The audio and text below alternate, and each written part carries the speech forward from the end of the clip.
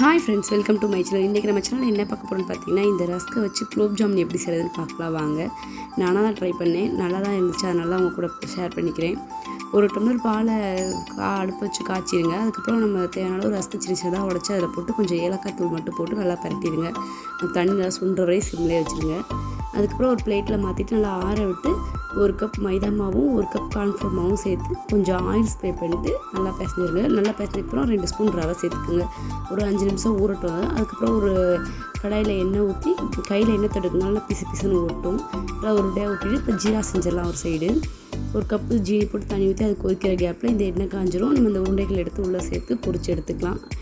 நம்ம நார்மலாக கடையில் வாங்குற குலோப் ஜாம்லாம் பார்த்திங்கன்னா ஒரு சில டயத்தில் வெடிச்சு வந்துடும். ஆனால் இது அது மாதிரி வெடிக்கவே இல்லை, நல்லா தான் இருந்துச்சு. உங்களுக்கு இந்த ரெசிபி பிடிச்சிருந்துச்சுன்னா நீங்கள் கண்டிப்பாக வீட்டில் ட்ரை பண்ணி பாருங்கள். டிஃப்ரெண்ட் டேஸ்ட்டாக நல்லா இருந்துச்சு. என்னோட சேனல் இப்போ தான் நீங்கள் ஃபர்ஸ்ட் டைம் பார்க்குறீங்க, மறக்காமல் சப்போர்ட் பண்ணுங்கள். தேங்க்யூ ஃபார் வாட்சிங்.